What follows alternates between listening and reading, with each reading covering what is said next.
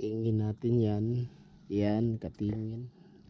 Meron akong gunting para madali lang yung pagpintura natin. So dito, linisan natin konti. Tara, let's go.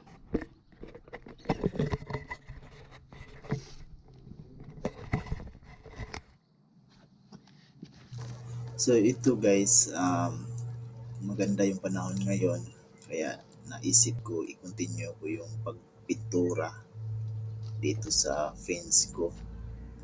Ngayon kasi walang pasok kasi naka-ICC ako, na operahan ako sa Achilles gawa na na-injury sa basketball.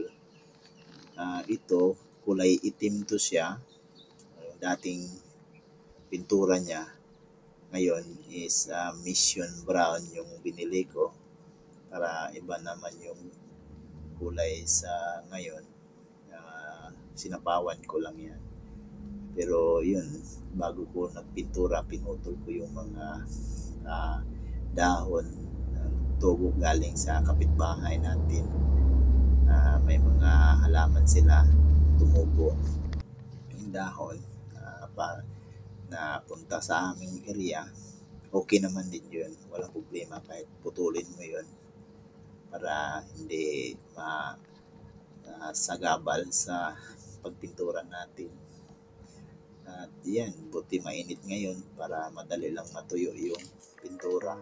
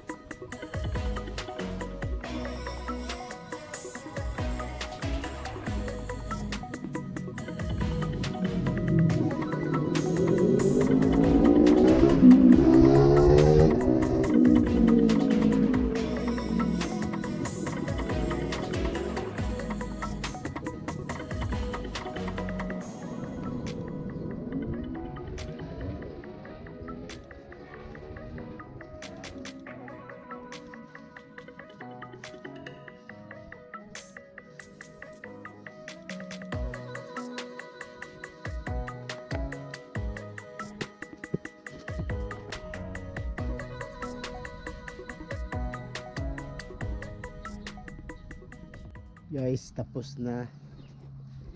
So dito banda, yan, tapos na to hanggang dun sa dulo. Yan, di na tayo kailangan magbayad kasi kaya naman natin. Yan, ang next nito, dito naman tayo sa likod.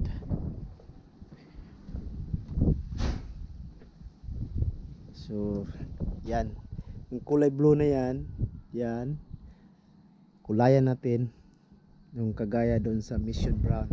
Kaya gusto ko yan, tsaka doon sa harap yan, pareho ng kulay. So ano naman, sunod na araw, hindi naman ras. So ano tayo,